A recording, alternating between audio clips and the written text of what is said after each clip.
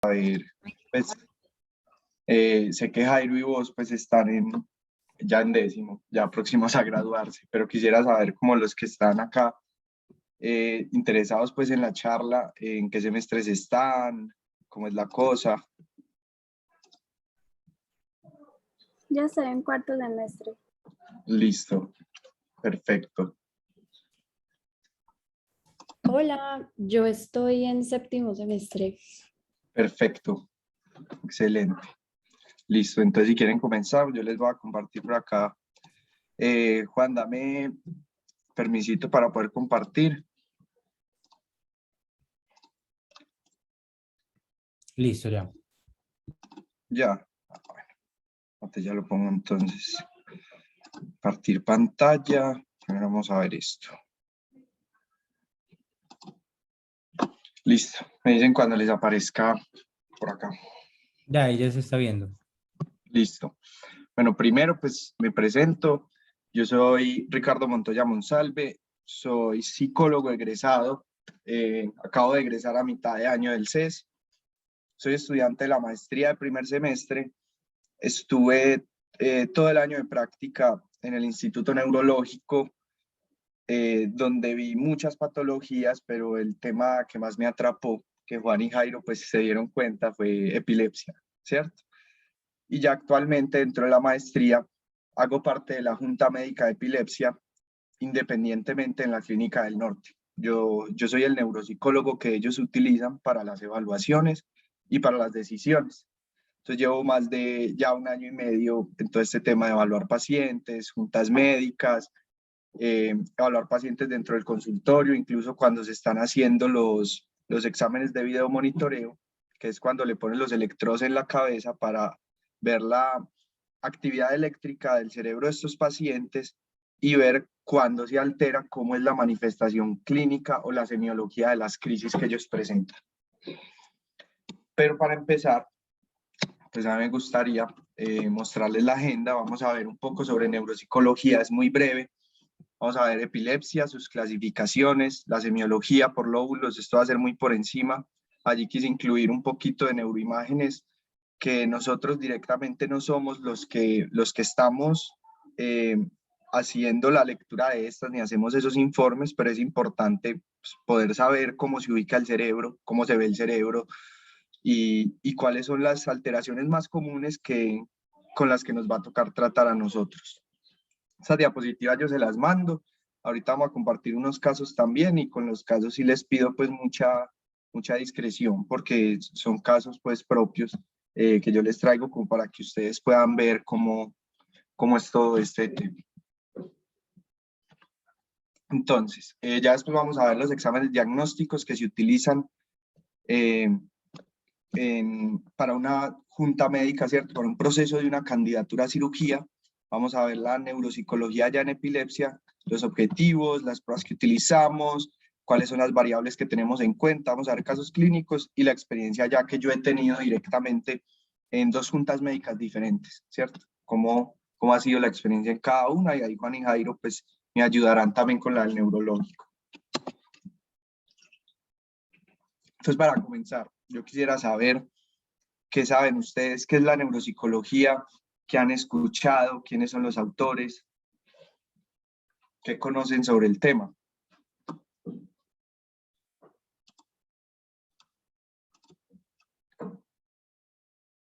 O si no saben nada, los que están, digamos, en semestres de pronto un poco más bajos, los que están en semestres más arriba, que pronto ya empezaron a ver clases de neuropsicología 1, neuropsicología 2.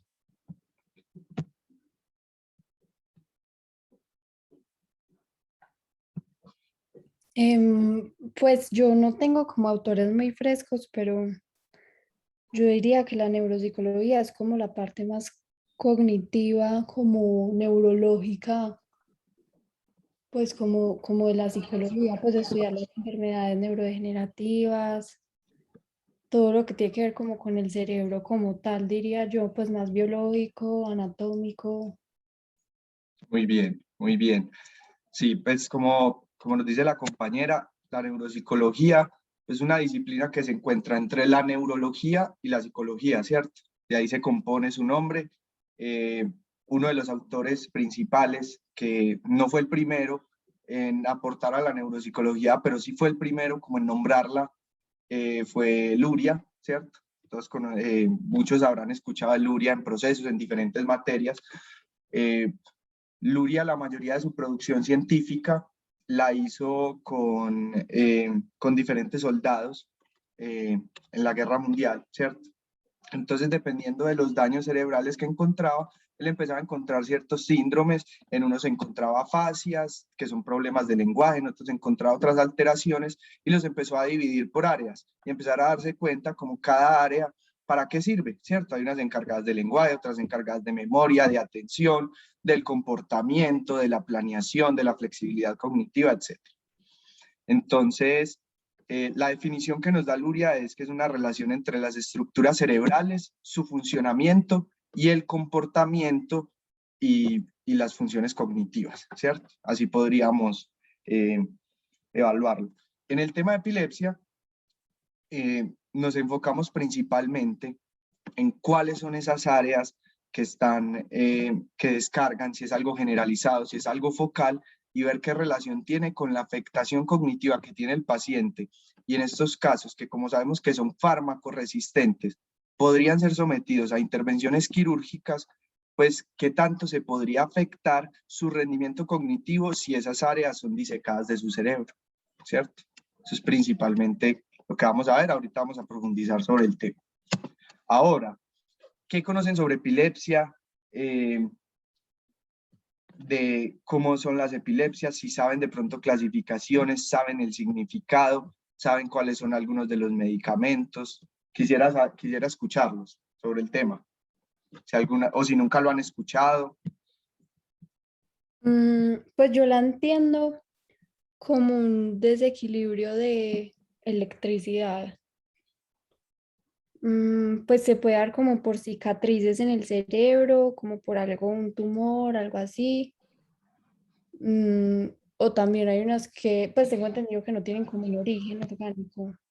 Pues Exactamente, no hay una lesión, no hay una lesión que se vea, pero hay una evidencia en los electroencefalogramas de que la persona está descargando, ¿cierto? Sí. En realidad lo defines muy bien, es un trastorno neurológico, consta de un descuadre eléctrico cerebral y puede ser en áreas específicas del cerebro o puede ser de manera generalizada, ¿cierto? Esa es como la clasificación a grandes rasgos que vamos a ver ahora. La ILAE, que es la Liga Internacional contra la Epilepsia, es la sigla en inglés, define 3 criterios para poder diagnosticarla, ¿cierto? Que son la aparición de al menos 2 crisis en más de 24 horas, perdón, y de una manera no provocada. No provocada, ¿qué significa? Es decir, que no es una abstinencia, ¿cierto? Que no hay una intoxicación, o que no hay una presencia de una infección, una enfermedad donde se dé un cuadro de fiebre y la persona comienza a convulsionar, sino que sea de la nada. Ocurrencia de una crisis no provocada y alta probabilidad de que pueda seguir sufriendo crisis, ¿cierto? Es una enfermedad que es crónica, se puede controlar por medicamentos o por medio de diferentes cirugías paliativas o curativas, pero es algo crónico. La OMS en el 2019 reporta aproximadamente una prevalencia de 50 millones de personas que la sufren a nivel mundial, y llama mucho la atención que el 80% de los casos es en países que están en vía de desarrollo, que tienen ingresos bajos y medianos. Eso también se puede explicar porque muchas de las causas que puede tener la epilepsia son por medio de no cocinar bien los alimentos, porque no hay controles dentro del embarazo, que son factores, digamos, socioculturales que aportan a que haya una mayor prevalencia. Y se encuentra una alta comorbilidad psiquiátrica y alteraciones cognitivas en estos pacientes. Entonces, para la clasificación se puede dar de las crisis o del síndrome epiléptico que tiene la persona. De las crisis pueden ser focales, generalizadas, desconocidas, y se dividen también en simples y complejas dependiendo de si se preserva o no la conciencia en la persona. Es decir, si la persona puede seguir haciendo cosas, porque ahorita vamos a ver la semiología por lóbulos y vamos a ver que en algunos hacen vocalizaciones y no pierden la conciencia y en otros sí, ¿cierto? Otros se caen al piso, otros toman posturas rígidas, otros comienzan a sacudirse, entonces es muy importante pues poder ver esas, conocerlas, ¿cierto? Cuando uno trabaja con este tema. Ya en la epilepsia, los que más se manejan son si la epilepsia es generalizada o focal, y a partir de ahí, si hay una lesión clara en las imágenes, como nos comparte la compañera, o si no hay una lesión clara, ¿cierto? Que sería lesional o no lesional. Antes se utilizaban las palabras sintomática y criptogénica, criptogénica para las no lesionales, sintomática para las donde hay una lesión clara, y esta pues en algunos casos todavía es utilizada, pero la más utilizada es lesional y no lesional, ¿cierto? O puede ser combinada, ¿cierto? Y ya hay otros síndromes epilépticos que no los vamos a abordar pues por términos de tiempo, pero son síndromes que algunos son genéticos, otros se dan en la gestación, como el síndrome de Lennox-Gastaut, de Landau-Kleffner, síndrome de West y otros pues que son ya unos síndromes donde no solo se presenta la epilepsia, sino que hay una cantidad de síntomas donde la epilepsia es solo un síntoma, no la enfermedad en sí, ¿cierto? Por eso no los vamos a tocar en este momento. Ya como etiologías o causas de la epilepsia tenemos las etiologías estructurales, como nos mencionabas, que los tumores, etcétera, las malformaciones arteriovenosas, podemos encontrar ahí diferentes trastornos de la migración neuronal, como la displasia cortical, esquizoencefalia, porencefalia y muchas más, pues que se dan dentro de la gestación. Causas genéticas, infecciosas, metabólicas, por enfermedades metabólicas, autoinmunes, existe la epilepsia autoinmune, ¿cierto? Y causas desconocidas. Hay casos donde no se sabe cuál es la causa real de la epilepsia o donde hay factores de riesgo por diferentes lados y no hay manera de diferenciar cuál es el que realmente es la etiología del síndrome que presenta la persona. Listo. Entonces vamos a comenzar un poquito como la semiología por los lóbulos. ¿Qué es importante conocer sobre la semiología por los lóbulos? Estas son las epilepsias focales. Las epilepsias focales son las que más nos llegan a nosotros en neuropsicología en consulta, porque generalmente las que son epilepsias generalizadas mejoran con medicamentos y no tienen tanta afectación cognitiva como el impacto que sí generan estas. Yo las puse por orden de presentación, digamos, o de causas. La principal es las epilepsias del lóbulo temporal, corresponden más o menos entre el 60 y 80% de los casos que se operan para manejo de epilepsia refractaria y es el primer tipo más común de epilepsia focal. Su aura, o digamos, sus síntomas principales que avisan a la persona que le va a dar una crisis epiléptica puede ser un déjà vu, ¿cierto? Que sienten que esa situación que está pasando ya la han vivido, que eso es un fenómeno de la memoria. Pueden presentar náuseas, sensación de miedo, de ansiedad, o una sensación que se llama el epigastro, que es como si algo subiera por toda la garganta, si algo subiera del estómago hacia la garganta. Estas crisis generalmente son complejas, ellos se desconectan del medio, fijan la mirada hacia un lugar, muchos de ellos tienen arresto motor, ¿cierto? O pueden tener unos movimientos coordinados, pueden hacer chupeteo, movimiento con la boca, eso se llaman, son los movimientos, son automatismos orolinguales. Pueden mover las manos, los brazos o los dedos, recogerlos, estirarlos y dejarlos en ciertas posturas que pueden ser muy rígidas, ¿cierto? Pueden presentar taquicardia, hiperventilación, y esta es una de las epilepsias donde ellos, que más incapacita, porque las crisis tienden a ser muy recurrentes y después de las crisis ellos quedan con diferentes síntomas. Hay unos que les pueden durar días esos síntomas, ¿cierto? Entonces se puede presentar una plejía o hemiplegia, que es un arresto motor, afasias, muchos quedan con dificultades en la comprensión o la expresión del lenguaje, el rascado nasal, la tos, o pueden tener como incontinencia y urgencia urinaria. Y la principal causa de la epilepsia del lóbulo temporal es la esclerosis hipocampal. Yo les puse acá unas imágenes, esperen, yo quiero mostrarles acá como para que veamos. Estos son resonancia magnética nuclear, ¿cierto? Sobre el cerebro. Acá lo que vemos es el cerebro así porcionado, ¿cierto? Son porciones así que sacan, porciones así. Y acá estamos a la altura, acá esto es el temporal, ¿cierto? Estos son los lóbulos temporales. Por tanto, acá tenemos el hipocampo, acá tenemos los dos hipocampos, ¿cierto? Y acá arriba lo que vemos es el frontal. Estas partes de arriba son los frontales, estos huequitos son los ventrículos laterales, y todo lo que ustedes ven negro es donde se ubica el líquido cefalorraquídeo. Entonces, ¿qué vamos a ver? La esclerosis hipocampal es clara en el sentido de que si ustedes ven este hipocampo, acá no hay mucho espacio, ¿cierto? Acá hay muy poco líquido, mientras que si ustedes ven acá, acá se ve un hipocampo que está muy reducido en su volumen, y vean que la cantidad de líquido que hay es mucha más. Estas imágenes, los neuroradiólogos nos hablan de una esclerosis hipocampal. Es una de las principales, es la principal causa de epilepsia del lóbulo temporal y es la que más nos llega a nosotros a la consulta y la que más se opera, ¿cierto? Acá abajo también la pueden ver, les puse otras imágenes para que vean acá también los hipocampos.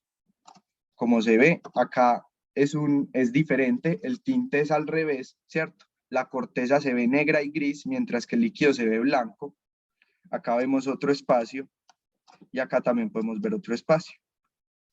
Estas esclerosis hipocampales pueden encontrarse tanto de manera derecha, izquierda o de manera bilateral. Hay casos donde se da en los dos hipocampos, ¿cierto? Y ya para abundar pues más sobre el tema, ya yo les dejo al final unas referencias donde ustedes pueden profundizar todo esto que yo les voy a mencionar. Esto no es para que se lo aprendan, simplemente es para que vayan conociendo más o menos cómo se puede presentar. María, dime, creo que levantaste la mano. Sí, es que tengo una pregunta. ¿La epilepsia siempre se va a ver en un electroencefalograma o no? No siempre. Se Es que eso es intenta. lo que yo no entiendo. Pues entonces uno cómo sabe que es epilepsia. El diagnóstico de epilepsia lo hacen los neurólogos. Es un diagnóstico que se hace por la parte clínica y adicional se acompaña de diferentes exámenes. En el electroencéfalo se usan diferentes técnicas para inducir crisis, ¿cierto? Pero hay casos de pacientes que no presentan crisis y sí tienen epilepsia. Es decir, videos anteriores, digamos, tiene un video del 2015, muestra actividad epileptogénica, uno del 2018 y la demuestra. Y hoy se le puede hacer un video monitoreo, un electroencefalograma y puede no presentarlo, ¿cierto? Puede no presentarse actividad eléctrica. ¿Deja de tener epilepsia? No, ¿cierto? Pero las técnicas que se utilizaron o de pronto está más controlada con los medicamentos que tiene la persona, entonces puede que no se muestre las crisis ahí, pero se utilizan diferentes técnicas. Las principales son hiperventilación, suspensión de medicamentos de manera temporal, la fotoestimulación por medio de la luz, inducir crisis o privación del sueño, ¿cierto? Ponerlos a trasnochar. O Esos sea son que es como que más que sí. todo por las crisis, ¿cierto? Pues como Sí. que no tanto. Es que imagínate que yo me estoy leyendo un libro de una neuróloga y decía que le llegó una paciente que la crisis era que salía corriendo. Pues uno cuando... ¿Cómo se llama la neuróloga? De Susan, creo Susan, que, ay, sí, sí, sí. el libro El de casos cerebro como... detectivescos, algo así, Sí, que sí. se llama, es muy bueno ese libro. Y Sí, pues que ella salía corriendo y yo decía, pues uno en qué mundo relaciona a alguien que salga corriendo con la epilepsia, pues me parece demasiado extraño, pues muy difícil. claro, esto es un tema muy, digamos que a nosotros ya nos toca cuando vienen con el diagnóstico, ¿cierto? A nosotros no nos toca diagnosticar una epilepsia. Esto es un diagnóstico que hacen los neurólogos, epileptólogos, neurofisiólogos, entre ellos. A nosotros nos llegan ya con el diagnóstico, pero hay casos muy extraños pues de unas crisis, digamos que son muy atípicas, que no es lo que uno esperaría por el tipo de epilepsia que presenta. Dale, Juan, ¿qué vas a complementar? Sí, nos pues hablando de crisis que son como curiosas o atípicas, no sé si alguna vez en el neurológico te tocó el caso del paciente que las crisis, la verdad es que le generan placer. y tiene orgasmos por las crisis y que no se quería operar, pues porque esa sensación era muy buena, muy chévere, entonces que no se quería operar. ¿Qué tan frecuente será de pronto como esa... Eso es muy atípico. Ese tipo de crisis son atípicas. Nunca me ha tocado un caso de estos y no he visto casos reportados pues en la literatura, ¿cierto? No es como lo más común, pero exacto. Incluso hoy en día se incluye un nuevo tipo de amnesia que se llama una eh, amnesia epiléptica transitoria. Y es que la persona lo único que presenta dentro de la crisis es una amnesia. Él se desorienta completamente, pierde su información, no es capaz de recordar nada y son temas que, o sea, cada vez vamos avanzando mucho en el tema. Listo. Vamos a seguir acá. Entonces, la segunda causa más común, tanto de cirugía como de epilepsia focal, es el lóbulo frontal, ¿cierto? Estas crisis tienen mucha actividad motora, tienen vocalizaciones, tienen movimientos clónicos que son sacudidas, pueden tener las posturas tónicas, que es cuando se ponen rígidos, y principalmente la actividad es de los miembros inferiores, y adicionalmente estos tienen una particularidad y es que la mayoría de crisis son en las noches, son nocturnas. Son de muy breve duración. Lo que hablaba ahorita la compañera, que nos hablaba de la cicatriz en el cerebro, que los neuroradiólogos nos la reportan como encefalomalasias, ¿cierto? Tumores, anormalidades vasculares, los trastornos de la migración neuronal y factores genéticos. Hay una de estas epilepsias que es genética en el frontal. Y las asociaciones que se hacen dentro de la literatura con los síntomas cognitivos es que la parte del cerebro específica que está descargando, lo que uno esperaría en una evaluación neuropsicológica es que el fallo se encuentre ahí, ¿cierto? Entonces, por ejemplo, en el temporal, fallas en memoria, en lenguaje, ¿cierto? Mientras que si vemos el lóbulo frontal, lo asociaríamos más con tareas atencionales o de función ejecutiva, ¿cierto? Problemas en el control inhibitorio, en el automonitoreo, planeación, organización. Por eso acá es muy importante poder servirse de un Stroop, de un Wisconsin, que ahorita vamos a hablar un poquito pues de las pruebas que se utilizan. Ya digamos que acá en las imágenes podemos ver unas alteraciones que se encuentran que son comunes en epilepsia del lóbulo frontal. Acá les voy a mostrar una.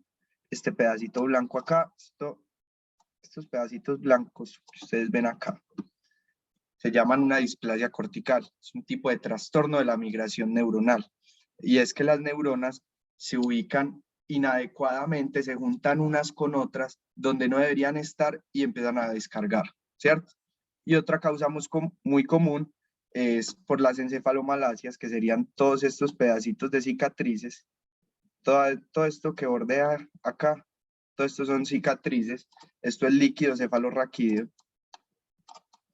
¿Por qué? Tuvieron que sacar estos pedacitos porque el golpe fue tan fuerte que tenían que sacar esos pedazos del cerebro, ya no estaban sirviendo, ¿cierto? Entonces, toda esta parte que está delineada, que queda como una cicatriz, adopta una electricidad anormal que se va a manifestar pues con una semiología y va a generar un diagnóstico de epilepsia focal. Este también es común encontrarlo por golpes, por todas las encefalomalasias. Ya menos común, ¿cierto? Estos son muy poco comunes, las epilepsias del cuadrante posterior o parietoccipitales. Estas tienen muchos síntomas. El parietal, pues sabemos, el área somatosensitiva primaria, áreas de asociación, ¿cierto? Entonces vamos a encontrar muchos síntomas sensoriales de quemazón, vértigo, adormecimiento, hormigueo, alucinaciones visuales, y el occipital, pues que digamos es la entrada de corteza auditiva primaria y áreas de asociación, corteza visual primaria, perdón, corteza visuales de asociación. Vamos a encontrar muchos síntomas visuales, ¿cierto? Puede haber una ceguera, pueden haber alucinaciones, hay algo que se llama una palinopsia, que es que siguen viendo el estímulo a pesar de que ya no se lo estén presentando, pero lo siguen viendo ahí. Es un fenómeno extraño de encontrar. Y las crisis, digamos, parietales son muy sensoriales, muy somáticas, de sentir cosas, hormigueo, que sienten que tienen algo adentro del cuerpo. Y en la parte occipital son muchos síntomas visuales, como estas alucinaciones que les comento, y de los movimientos de los ojos. Pueden hacer mucho cierre repetitivo, o que los ojos hacen movimientos involuntarios, que eso se llama un nistagmus, ¿cierto? Y las alteraciones acá son de agnosias, apraxias y fallas atencionales, generalmente. Y acá les traigo como unas imágenes, donde ustedes pueden ver un poquito como algunas alteraciones. Acá se ven los giros, que están completamente bien, ¿cierto? Son giros sanos, pero cuando uno llega acá, hay huequitos, los giros no están tan engrosados, hay muchos giros muy pequeños, en este lado también se ve, y esto es un tipo de patología de la migración neuronal también, por excesivos giros, y acá también se puede ver, esto es la ínsula, acá más posterior, toda esta parte de los giros anormales, acá, y se ven acá, que acá cogería tanto frontal, parte frontal, como parietal. Entonces son como algunas de las alteraciones. Como les digo, ustedes no van a leer una neuroimagen, pues, y van a decir, ay, es que tiene esto. A uno ya le llega el reporte, ¿cierto? Pero es importante, pues, es interesante poder verlas y poder dar un concepto y saber qué es lo que está pasando en ese cerebro. Bueno, exámenes diagnósticos, ya hemos hablado de algunos de ellos, el videoelectroencefalograma, se mide la electricidad cerebral, y cuando se altera, cuando hay una actividad epileptógena, se ve cómo se manifiesta la crisis. La tomografía axial computarizada para ver cómo está el cerebro estructuralmente, se acompaña de un protocolo de epilepsia en resonancia magnética nuclear, que es mucho más específico. La resonancia magnética nuclear funcional, que lo que busca principalmente es mostrar una imagen, pero mientras se está haciendo una tarea, cuáles son las áreas que más se activan, ¿cierto? Entonces, para saber dónde está la memoria, en qué lado, saber dónde está el lenguaje, en qué lado, cuáles áreas son las que se activan. Si cuando se va a operar se saca un pedacito de esas áreas, pues hay un riesgo de lenguaje de memoria que dejamos al paciente incapacitado. Entonces esas áreas no se pueden tocar, esas áreas son sagradas, llaman áreas elocuentes. Se utiliza también ahí el test de WADA, también para lateralizar lenguaje y memoria se puede utilizar el test de WADA, que es anestesia medio cerebro, medio hemisferio cerebral, que hacen tareas de memoria y lenguaje, para ver en qué lado está cada uno. Este test de WADA se los pongo así resaltado junto con la evaluación neuropsicológica, porque es donde entran las competencias del neuropsicólogo. Allí el que evalúa es el neuropsicólogo.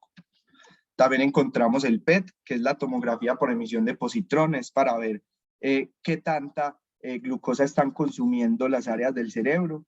Se estima que las que menos glucosa consumen, pues son las que más glucosa consumen, perdón, son las que tienen menor glucosa.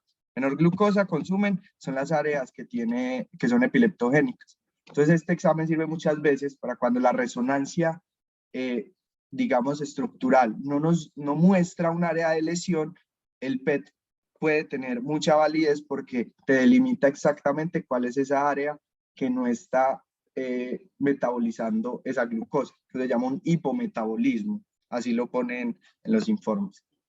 El SPECT, que es para ver qué tanta sangre se está irrigando en cada área. Mayor cantidad de sangre podría sugerir una zona epileptogénica, se llama una hiperperfusión, y el mapeo cortical intraoperatorio, que son unas rejillitas que ponen en el cerebro, van estimulando ciertas áreas, se van haciendo pruebas de lenguaje, de memoria, o dependiendo del área que se esté estimulando, para ver si depende o no esa función allí, o si esa parte se puede sacar. Ahora vamos a entrar ya en la evaluación neuropsicológica, que es lo que más nos compete a nosotros, y el tema principal que les quería traer. Entonces, ¿qué nos define la Liga Internacional contra la Epilepsia que hacemos los neuropsicólogos en este proceso? Necesitamos que sea preoperatoria, primero, porque tenemos que tener una línea de base para saber si el paciente postoperatoriamente hay algún cambio cognitivo en él, ¿cierto? Eso es lo principal. Saber el estado basal del paciente, sea la operación, cómo queda después. ¿Queda mejor? ¿Queda igual? ¿Queda peor?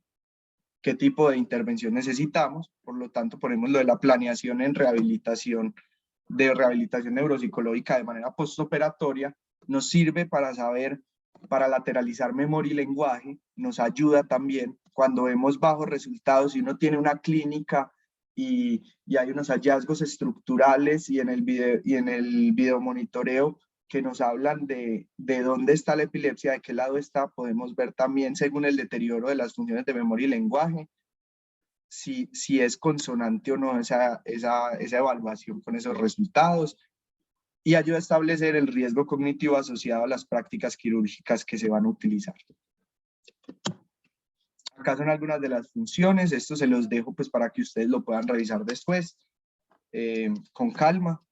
Esto es el documento de la ILAE, ahí tienen la referencia por si quieren ir directamente a él, es muy bueno. Ese documento hace parte de las bases de datos de la universidad. A mí me encanta pues ese documento y es vigente hasta este año. A partir del próximo año sale uno nuevo. Listo, yo quiero saber ustedes qué pruebas neuropsicológicas conocen,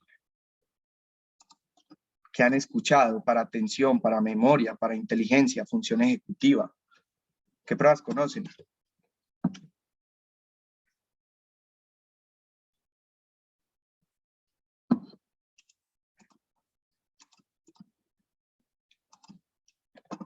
En general, o cuál es, Sí, en general. Pregunta. Digamos el WISC, el BAMPEC, Exacto. ¿Cuál más? el Wisconsin. Muy bien. Acá generalmente evaluamos adultos en la junta médica. Generalmente es a partir de los 18 años que los evaluamos. Entonces la que utilizamos es el WISE. Cuando vemos dificultades de aprendizaje nos servimos de la ENI. Obviamente de una manera más cualitativa que cuantitativa, pero nos sirve. El Wisconsin es muy importante.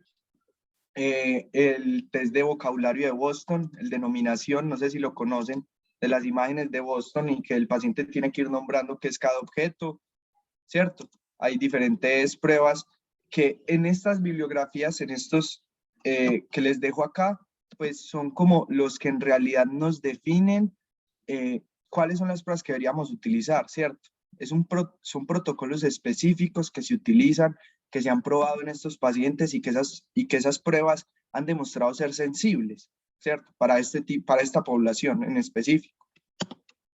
Acá les muestro algunas en esta tabla, por ejemplo, el WISE, ¿cierto? El WISE 4, para la atención, el TMT-A y TMT-B, que son los Trail Making Test. También se utiliza la cancelación auditiva y visual de la A, que también se puede utilizar en adolescentes. Para memoria y lenguaje, las escalas de memoria de Wechsler, la figura compleja de Rey, test de denominación de Boston, fluidez verbal y semántica, que es el FAS, que es todas las palabras todos los animales que se sepan en un minuto, todas las palabras que comiencen con la letra F, toda la parte de los, digamos, los test de percepción visual no motriz, etcétera.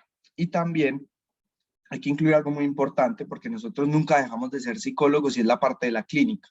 La parte de la clínica debe tener un buen interrogatorio, una buena anamnesis, preguntando sobre comorbilidades psiquiátricas, sobre los aspectos psicosociales del paciente, su entorno, con quién vive, quiénes lo apoyan en el proceso de enfermedad, cuál es el tipo de respuesta que ellos tienen frente a una posibilidad de cirugía, si la casa es arrendada o propia, los recursos económicos y digamos los recursos humanos que ellos puedan tener en esa red de apoyo social.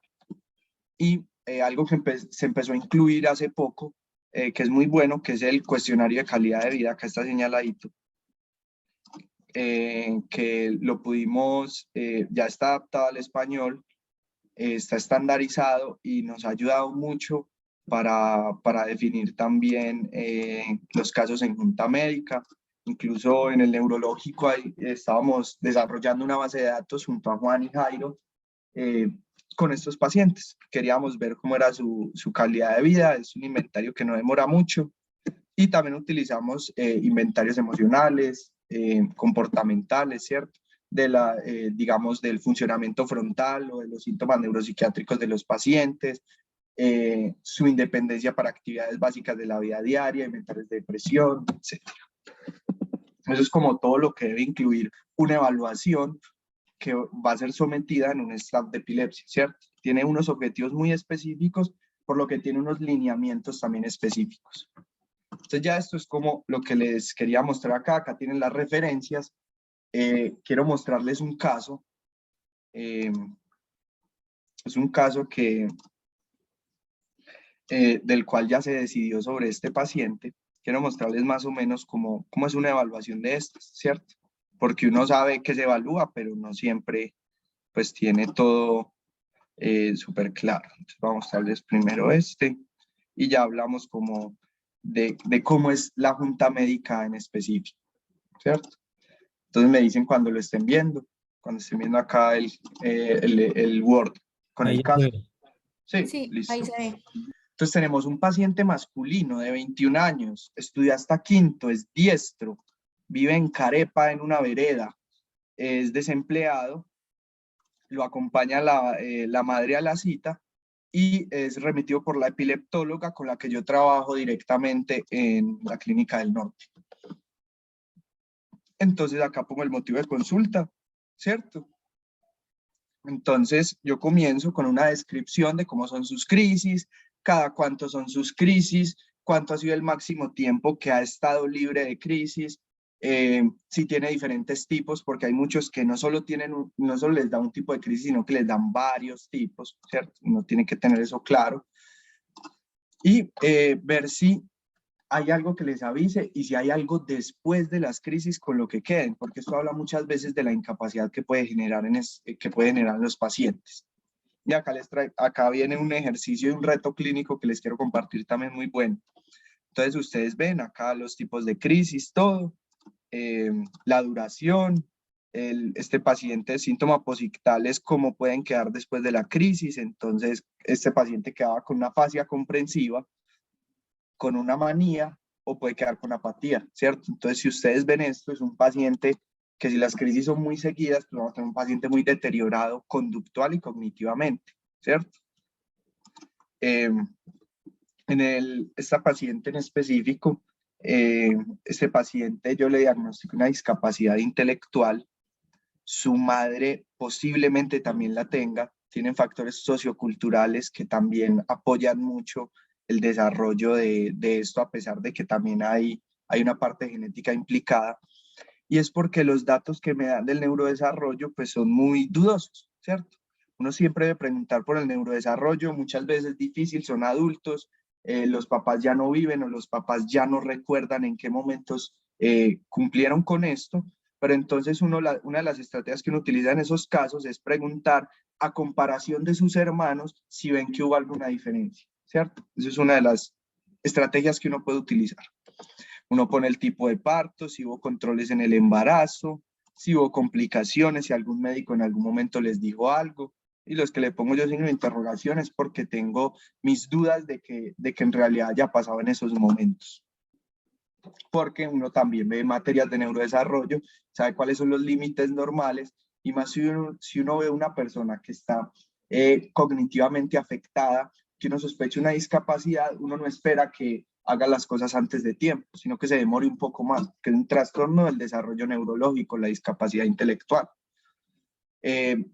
Problemas de inatención, agresividad, hiperactividad, si ha perdido años, si no ha perdido años, hasta qué grado estudió, por qué estudió hasta ese grado, ¿cierto? Hay diferentes, por ejemplo, este paciente lo desescolarizan por problemas de agresividad en el control de impulsos. Uno pregunta si hay dificultad en la adquisición de las habilidades de cálculo y de la lectoescritura, es muy importante también, y si hubo un cambio de rendimiento cuando debutó la epilepsia en los pacientes.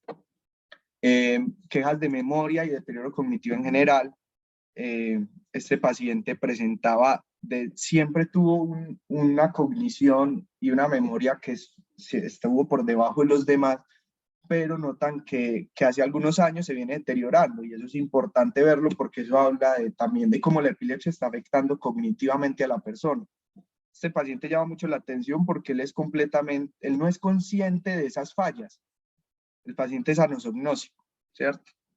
Entonces muchas veces es muy importante poder tener un familiar, alguien con el que podamos contrastar o que nos pueda reforzar lo que nos está diciendo el paciente. Frente al comportamiento de estado de ánimo, le encuentro un trastorno depresivo, les quiero mostrar acá más o menos el por qué yo sospeché en algún momento trastorno afectivo bipolar, pero teniendo en cuenta que su manía también va asociada a la epilepsia, pues, ¿cierto? Él comenta pues que ya no quiere vivir,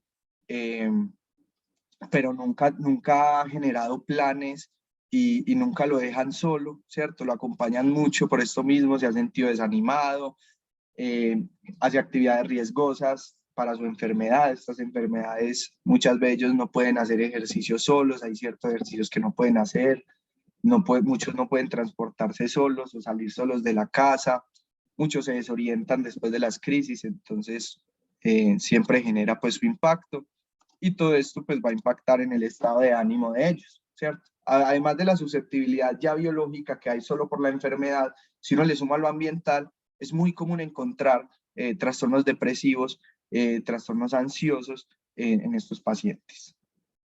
Entonces presenta una hipersomnia, un aislamiento y algo muy importante que uno siempre debe preguntar cuando encuentra comorbilidades psiquiátricas es si ha estado en tratamientos por psicología y por psiquiatría o si en este momento pues no los presenta y si nunca los ha tenido, ¿cierto? Entonces a este paciente lo remitimos directamente a psiquiatría, que nos hicieran una valoración y para que comenzara su tratamiento. La funcionalidad, si ha trabajado o no ha trabajado, cómo ha sido su rendimiento dentro del trabajo, si recuerda las fechas de las citas médicas, si maneja sus medicamentos, si sabe cocinar, si sabe vestirse, si es independiente en su autocuidado, si paga sus facturas y en algún momento la tiene, etc. Con quién vive, si la casa es propia o arrendada, como ya les comentaba, quién lo acompaña a las citas médicas, quién ha sido partícipe del proceso de su enfermedad, qué medicamentos toma. Generalmente ponemos las dosis y en qué momento los toma, pero no tenía, en ese momento no supieron darme pues como la información, los antecedentes personales patológicos, si consume licor, cigarrillos, sustancias psicoactivas. Es muy importante en epilepsia porque con el cruce con los medicamentos esto es muy peligroso. Antecedentes de enfermedades neurológicas y psiquiátricas en la familia.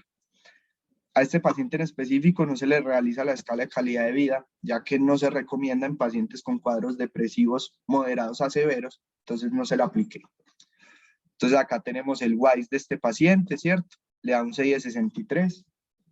Ustedes ya saben, ya algunos conocerán los rangos, otros no. Un rango de 63 es bajo, es un rango de discapacidad. Uno siempre debe descartar una discapacidad cuando le da un rango de estos. No siempre hay discapacidad, porque no siempre está el deterioro comportamental o funcional o social o comunicativo del paciente. Eso lo encuentran en el DSM, pues como dentro de los criterios, ya hay un cuadrito muy bueno que especifica y que te demuestra por medio de sintomatologías, estadísticas que ellos encontraron, si es leve, moderada, grave, profunda, todo. Entonces acá hago los comentarios clínicos, atención, memoria, la encuentro muy alterada, lo que está en negrillazo es que está por debajo de lo que debería. Se encuentra un trastorno pues general de la memoria, una amnesia pues anterógrada si somos académicos, problemas en los procesos perceptuales, una velocidad de procesamiento muy baja, un lenguaje muy reducido, lo normal es 44 y él saca 26 en tareas de nominación, la función ejecutiva muy alterada. Entonces, es un déficit generalizado el de este paciente, ¿cierto? Las quejas de las escalas de trastornos de memoria, el inventario de depresión de Beck, que le dan una sintomatología depresiva severa, yo lo comparo con la clínica de lo que yo hice, de lo que yo pregunté en mi ejercicio clínico y encuentro también pues esa sintomatología.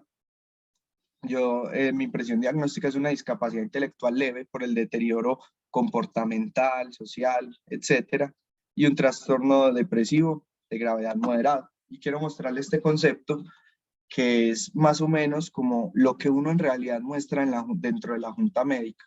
Si ellos quieren abundar más, uno les puede mostrar el informe, pero lo que uno muestra realmente es un concepto, ¿cierto? Entonces pongo el diagnóstico, qué toma, cuándo comenzó con las crisis, cuántas presenta, más o menos, cosas que llamen la atención dentro de su historia escolar, etcétera. Y ya al final pongo pues como las conclusiones, ¿cierto? Entonces, teniendo en cuenta las pruebas y el interrogatorio, se concluye discapacidad intelectual leve y trastorno depresivo mayor moderado. Y yo, cuando tengo toda la información completa, pues indico si hay un alto o bajo riesgo cognitivo en este paciente. Su perfil cognitivo, al ser un déficit generalizado, lo que se ha encontrado en la literatura es que si se opera, sus capacidades no van a cambiar tanto. Entonces, el riesgo cognitivo es muy bajo. Y ya se hacen las recomendaciones, continuar en este proceso de junta médica, rehabilitación neuropsicológica posterior a la decisión que tome la junta, que se tome dentro de la junta médica, y el manejo que se haga pues por psiquiatría y psicología. Entonces, como un informe estos informes son los que yo le entrego a los pacientes y los que yo le presento que uno presenta en las juntas médicas. Ahora, respecto a la junta médica, nosotros, yo soy el equipo de neuropsicología, estoy yo solo, ¿cierto? Yo soy el que hago los informes. Hay neuroradiólogos, porque ellos vuelven a revisar las imágenes dentro de los staff. Juan y Jairo pues me podrán complementar con eso. Están dos epileptólogas, que son neurólogas subespecializadas en el tema de epilepsia, y está el neurocirujano de epilepsia, que es el que va a operar estos pacientes. Así funciona la junta médica ya. Los pacientes los presentan las epileptólogas, luego el neuroradiólogo muestra las imágenes, luego yo explico todo esto.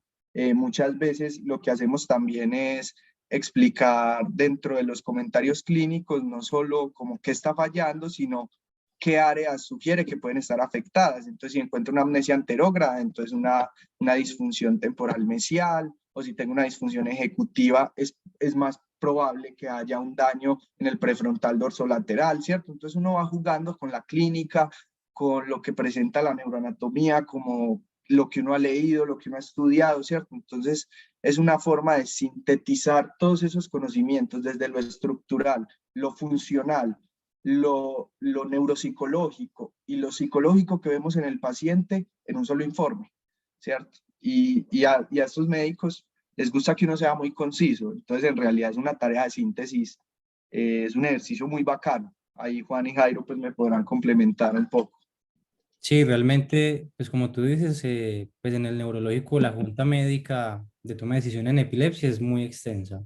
Muchos, pues el neurocirujano, neuroradiólogo, el epileptólogo por parte de neuropsicología, en ocasiones también pues incluso asiste psiquiatra, y pues es en muchas ocasiones e incluso un debate, porque cada uno de los profesionales es evaluando el caso desde su concepto, y como lo dice Ricardo, tienen en cuenta las resonancias, los electros, los videoelectroencefalogramas, si tiene funcional, si tuvo WADA, el concepto de neuropsicología, y hay muchos casos que son, o hemos podido ver que son sencillos, y dicen, listo, esclerosis, pues tiene un hallazgo de esclerosis principal derecha, pues en definitiva quitemos pues ese pedacito, ¿cierto? Hay casos que son relativamente sencillos, pero también hay otros en que no hay una conclusión sencilla, que toca solicitar muchas más pruebas. Pues, por ejemplo, tengo entendido que un PET y un SPECT no es como lo usual a tener en cuenta en la toma de Sí, decisiones. no, Ya es un paso más allá. Por exacto, ellos se guían de ejemplo, la estructural, de la resonancia estructural, ya después es que utilizan estos exámenes. Y complementar a eso, Juan, también el hecho del reto y la responsabilidad que tenemos, porque a mí me ha tocado en varios casos donde incluso los neurocirujanos y los epileptólogos se dirigen directamente hacia ti, porque a mí me ha pasado y me han dicho, Ricardo, este paciente, si le hacemos esta operación, pierde mucha memoria, pierde mucho lenguaje, y son cosas que son difíciles. Uno está decidiendo sobre una persona que puede quedar incapacitado o no, entonces uno tiene que tener muy claro el cuadro del paciente, muy claro. Yo he tenido pacientes que han dejado de operar porque yo comento que puede perder lenguaje y se dejan de operar y se utilizan otras alternativas, ¿cierto? Entonces uno tiene que ser muy responsable desde este lado, en ese sentido. Uno tiene que ser muy, muy responsable con las evaluaciones, muy consciente de explicarle bien a los pacientes, de no darles falsas ilusiones, porque uno no es el que le dice, no, es que si te van a operar, eso no lo hace uno, eso lo hace el neurocirujano y los médicos tratantes que son los neurólogos. Entonces hay que tener muy claro esa posición que nosotros tenemos, pero también esa responsabilidad. Yo solo en la Clínica del Norte por mí han dejado operar a 2 pacientes, pero también por mí han operado a otros, ¿cierto?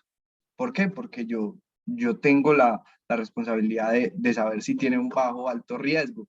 He tenido la oportunidad de hacer seguimiento postoperatorio a estos pacientes y es una satisfacción muy grande porque uno los ve después, siguen hablando, tienen ellos al principio pueden tener algunos problemas para nominar y problemitas de memoria, de hecho recientes, o cercanos a la cirugía, pero uno les hace una entrevista cualitativa completa y los encuentra bien, los encuentra libres de crisis. Entonces es un proceso que es difícil, no es fácil de hacer, no mucha gente está capacitada para hacerlo, para esto hay que leer mucho.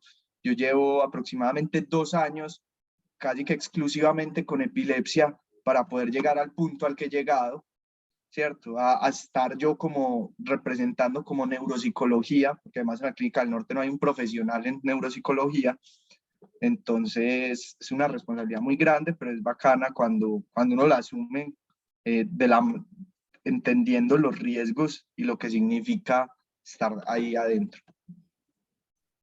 Sí, realmente pues es muy importante el rol del neuropsicólogo, como que lo que hemos podido entender nosotros igual del staff y de todo lo que nos has dicho, como para resumir de pronto y ya tú me corregirás. Pues primero, como tú dices, estar muy informado, ¿cierto? De lo más reciente, de los últimos artículos, las últimas investigaciones y sobre todo pues a nivel de cirugía, pues postoperatoria para poder responder a esas preguntas que te han hecho, como listo. Entonces si le quitamos este pedacito, ¿cómo queda? Y pues realmente como que el que sabe a ciencia cierta o más bien pues como el que tiene como el material para al menos dar una opinión contrastada y bien fundamentada es el neuropsicólogo, ¿cierto? Que pues si en la prueba neuropsicológica sale que tiene la memoria verbal por el piso y proponen una redscripción pues de hipocampo derecho o de hipocampo izquierdo, pues ya ahí como tú dices pues se va pensando pues de todo el caso en general y se Claro, apoya pues ahí a esa toma de decisión. sí, uno tiene que ir sopesando los riesgos porque uno dentro de los informes encuentra una cosa, pero hay veces en los staff presentan otras y uno le toca ir cambiando y decir, pues madre, entonces si es esto, es lo otro, si hay alto riesgo, si hay bajo riesgo. Claro, porque uno con el informe tiene estructura de por qué era un bajo riesgo, pero puede que cambie muchas cosas en la junta médica y ya sea un alto riesgo. Y a uno también le toca pues comentar esas cosas y, y en realidad es una gran responsabilidad, pero al que le gusta le sabe, definitivamente. Es también, pues, la intención con esto es también como llevarlos ustedes, de pronto se enredarán con algunas cosas de las que yo hablo, hay veces hablaré muy rápido o de temas que no pude incluir acá por cuestiones de tiempo, pero es una síntesis de lo que ha sido un trabajo de 2 años para acá, entre experiencia y conocimiento, alternando las dos. Eh, yo actualmente veo pacientes completamente solo. Yo tengo un consultorio para mí los martes en la Clínica del Norte, me agendan los pacientes, le hago toda la evaluación a un paciente en un día y el último lunes de cada mes discutimos de a 4 pacientes y yo soy el responsable de exponer toda mi parte, ¿cierto?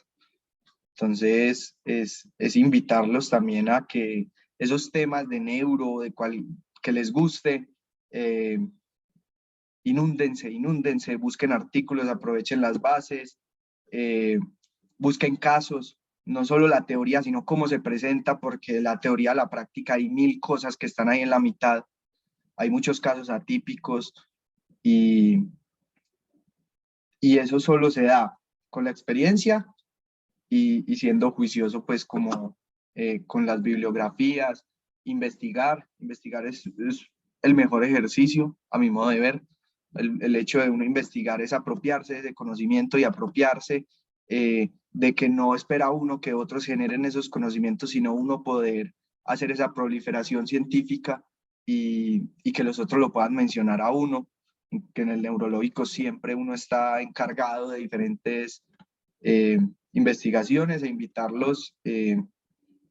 Juan, el grupo va a seguir, ese grupo de reflexión va a seguir Sí, o termina ya la con idea ustedes. es, no, la idea es continuarlo y que eso siga para adelante. Hay ya muchas Listo. personas invitadas y pues, realmente este espacio me pareció muy espectacular. muchas cositas aterrizadas, o habrán unos que apenas inician en el tema. Queda como que mucho tema todavía por hablar, ¿no? Y de Sí, no, pronto es que vemos en futuro una sesión que sea como hablando únicamente de semiología. Como te decía ayer, yo tengo muchos videos de pacientes con diferentes tipos de crisis, para que todo eso que vos has hablado, como que ya lo pongamos en contexto, pues lo podamos ver. Sería muy bacano como una futura claro, sesión. podemos Sí, seguir haciendo estos encuentros porque no crean pues que yo todo esto que les dije lo tenía ya en la cabeza clarito así de una, no, uno lee, uno repasa, uno hace muchos ejercicios e invitarlos pues a que sigan en esos temas. Por ejemplo, Juan es muy amante de las demencias. Juan no hizo ese clic tal vez con epilepsia, pero con las demencias pues encontró un tema de interés súper grande, está en cosas del grupo de neurociencias, ¿cierto? Entonces, es muy bacano y ser responsables. Para ser muy buenos profesionales y para respetar esa ética, ese juramento que uno hace para comenzar las prácticas, es importante estar informado, es lo primero. No estar informado y saber hasta dónde llega el límite como neuropsicólogo y dónde está uno invadiendo el espacio de otro profesional que es más competente en ese tema y que es el que debe informar esas cosas, ¿cierto? Eso también es muy importante, delimitar esas cosas que van pasando. No sé si Jairo también tenga algo para decir, que Jairo pues ya ha estado su tiempito pues en todo el tema de epilepsia. Y listo, entonces seguimos con otros espacios, ya miramos cómo podríamos hacer como un mini pensum, si a usted le sigue interesando el tema pues de ya más específico, y yo le sigo trayendo de los casos pues que yo veo en la clínica para que sería súper podamos aterrizar. interesante. Ahí ya para el próximo semestre vamos hablando, porque Claro que sí, este semestre fue un poquito desestructurado pues y desordenado todos los espacios de reflexión clínica. Medio sí, intentamos hacer un orden, pero ya la idea es para el próximo semestre hacerlo más organizado, más estructurado. Entonces vamos mirando espacios pues en específico de epilepsia y ahí que nos puedas colaborar perfecto. con todo eso. El próximo año les comparto unos artículos que ya están en proceso de publicación sobre problemas comportamentales y emocionales y problemas cognitivos asociados a niños y adolescentes con epilepsia, que lo hicimos en el INDEC. Tuvimos una de las muestras más grandes de los artículos que se presentan a nivel mundial en estos temas. Entonces es muy importante que ustedes los puedan también leer y saber qué es lo que pasa exactamente con estas personas. Y Ricardo, pues más que invitado estás para la próxima sesión, que si todo sigue en pie, ya va a ser traer a una paciente que tuvo epilepsia durante toda su vida y ya está operada. Entonces nos va a contar de mano propia pues toda esa, pues, lo que es vivir con eso, ¿cierto? Perfecto, y súper bueno que puedan anclar esos dos temas. Acá desde el lado de lo que hace un neuropsicólogo y lo que algunos de ustedes podrán hacer a los que les interese el tema y, y que es sentarse del otro lado, ¿cierto? Que es sentarse de un lado de la mesa y del otro lado cómo se siente. Entonces Súper es muy bueno. importante que puedan hacer esa sensibilización y que no solo es para epilepsia, es para diferentes enfermedades, pero ustedes van a atender personas con diferentes enfermedades y puede que todas sean diferentes, pero todos pueden tener algún sentimiento en común y es importante empaparse de eso también. Tal cual. Mil gracias entonces, Ricardo. Listo, Muchas no, gracias muchas por tu gracias por la espacio atención. y más que Yo invitado. les, sí, y yo les mando las diapositivas y cualquier cosa, Juan, pues el que esté interesado más en el tema, le mandas mi contacto y ya pues le puedo enviar más bibliografía, si quieren algún encuentro pues académico, podemos pedir el espacio. Listo, muchas gracias, Ricardo. Listo. Y gracias. Gracias, Mil Ricky. gracias, Muchísimo súper gusto. bueno. Hasta luego para Que estén todos. bien. Buen fin de Chao. semana. Chao, que estén bien. Muchas gracias.